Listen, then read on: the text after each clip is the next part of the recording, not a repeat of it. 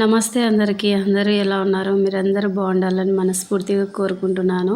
ఎండల కాలం అయితే వచ్చేసింది కదండి. పిల్లలైతే బాదం పాలు, ఐస్ క్రీమ్స్ అయితే చాలా ఎక్కువ ఇష్టపడతారు కదా. నేను బాదంతో ఐస్ క్రీమ్స్ తయారు చేసి ఇస్తున్నాను. మనము ఇంట్లోనే హెల్తీగా టేస్టీగా నిమిషాల్లో హెల్తీగా టేస్టీగా చేసుకునే బాదం ఐస్ అయితే మనం చూద్దాము.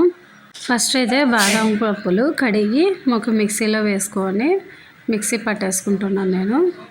ఈ పౌడర్ని పక్కకు పెట్టేసుకోవాలి. తర్వాత 3 స్పూన్లు కస్టర్డ్ పౌడర్ను కూడా వాటర్లో కలిపేసి పక్కకు పెట్టేసుకుంటున్నాను. నీళ్ళను కొద్దిగా వేడి చేసుకొని ఆ నీళ్ళల్లో ఈ వాటర్లో కలిపి మిక్స్ చేసి పెట్టుకున్న కస్టర్డ్ పౌడర్ని ఆ నీళ్ళల్లో వేసేయాలి.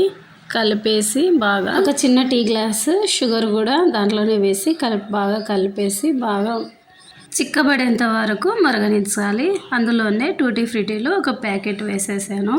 దించిన తర్వాత ఈ టూటీ ఫ్రూటీలు కానీ మన బాదం పౌడర్ కానీ ఇందులో కలిపేసేయాలి. బాదం పౌడర్ కూడా పూర్తిగా పౌడర్ లేకుండా బరకగా చూపించినట్లు కలిపేసుకోవాలి. తర్వాత ఐస్ క్రీమ్ మోల్డ్లలో కానీ ఇంకా గ్లాసులలో కానీ వేసి డీప్ ఫ్రిడ్జ్లో పెట్టేసుకోవాలి. మధ్యాహ్నం అయితే ప్రతిరోజు మా ఇంటి దగ్గరికి ఐస్ క్రీమ్ బండి అయినా వచ్చి నిలబడతాడు. మన వాళ్ళు ఊరుకుంటారా? ఊరుకోరు. అదే పనిగా అడుగుతూ ఉంటారు.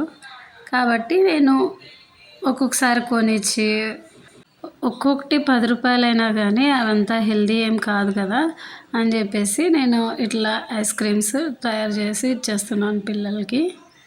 దీనికి పెద్ద టైం కూడా పట్టదు. ఇంకా అన్నీ ఐస్ క్రీమ్ మోల్డ్లలో పోసేసి డీప్ ఫ్రిడ్జ్లో పెట్టేసేయడమే. డీప్ ఫ్రిడ్జ్లో కూడా నెక్స్ట్ డే తీసాను నేను.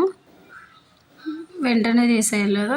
నెక్స్ట్ డే అయితే ఇంకా బాగా గడ్డ కట్టేసి ఉంటాయి. అందుకు నెక్స్ట్ డే తీసేసాను. నెక్స్ట్ డే నేను చూసేసరికి అయితే మా వాళ్ళు ఫ్రిడ్జ్ తీసి చూసేసరికి తినేసి ఉంచారు. ఇంకా 2-3 ఉన్నాయి. చూడాలి ఎన్ని ఉన్నాయో. 4 తిన్నారు. నేను ఇంకా బయటికి తీసుకెళ్ళి కొంచెం వాటర్లో తడిపితే తొందరగా వచ్చేస్తాయి ఈజీగా. అందుకని చెప్పేసి వాటర్లో తడిపి తీసేసినాను. అయిపోయింది. ఇంకంతే సింపుల్గా ఈజీగా మనకు ఐస్ క్రీమ్ అయితే రెడీ అయిపోయింది. నేనైతే ఇది మా ఊర్లో కరువు పని జరుగుతుందని చెప్పేసినాను కదా. కరువు పనికి పోయి వచ్చిన తర్వాత చేసినాను. వీడియో ఎట్లుంది లైక్ చేసి కామెంట్ చేయండి. మీరు ఎప్పుడైనా ట్రై చేసినారా కామెంట్ చేయండి.